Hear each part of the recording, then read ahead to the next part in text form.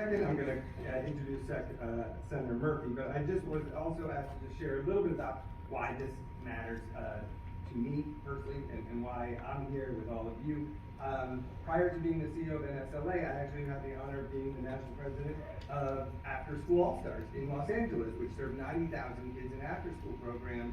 I was there for 12 years, and they were in Title I schools, and we ran camps, and we ran after-school programs, and even before that, earlier in New York City, I had the honor of starting a program called Hoops and Leaders, which was a summer youth leadership mentoring program. We used basketball to teach skills to young people. So this isn't something that I've done throughout my adult career, but it all happened because as a young person growing up, I had these summer and after school experiences that shaped who I am, that gave me so many new opportunities. And then when I became an adult, I said, I have to try and create some other opportunities for others to benefit, as I was so lucky to do.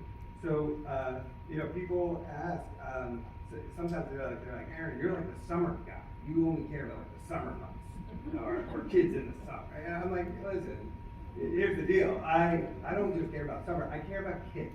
It turns out, unfortunately, in the summer months, there are millions of young people who don't have all the opportunities they deserve and need and require. And so I'm going to put my energy, my team from NSLA, we're going to put our energy into those months.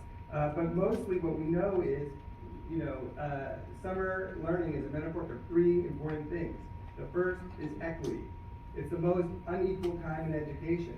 We educate everyone during the school year, but in the summer months, we stop. Some people get great opportunities, but too many millions do not have them. So we are working really hard to close those opportunity gaps. The second thing is about opportunity. And it's not just about catching up on what you missed, but all these great programs we've heard from so many of you about all the new skills and experiences you can gain. And I gain them, you gain them, you're giving them to others. And it's just, when you think about it, we have interns who spoke today who are getting an opportunity in summer internship. That's a form of summer learning. But if it wasn't paid as they are getting their internships paid for, they couldn't take that opportunity. So it's a huge experience that they're learning, they're growing, they're getting career skills, networking opportunities. So we talked about that. And then the last thing that summer and after school programs all specialize in so well is building community. And we sometimes know that we have a lot of divisions in this country. And we need practices coming together as a community. And every successful, evidence-based, high-quality after-school and summer program will tell you their special sauce is that they build a sense of caring community. That everyone in their program, every student, every adult, they know each other's names, they care about each other, they take interest in each other, and that makes them want to come back, that makes them want to work in the program, that makes them want to give back to the program.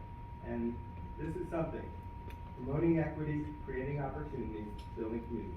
That's really what we're all doing by investing in after-school and summer programs, which leads me to have this great honor to invite up right now a senator, a leader who gets all of this, who when the American Rescue Plan was being created said, hey, I want young people not only to have academic support, but they better have some enrichment and fun and art and music and physical activity, and help designate more than $1 billion in federal funding for summer enrichment programs.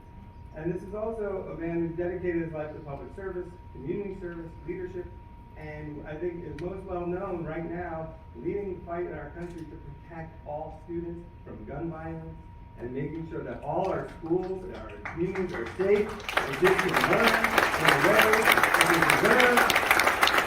And he's made it a priority and it's a life work, and he's so resilient and he's such a profile and courage. And I'll tell you, it doesn't matter what your political leanings are, nobody can say that Senator Chris Murphy of Connecticut doesn't always think about and prioritize the health and well-being of America's children. So, Senator Murphy, thank you for being here.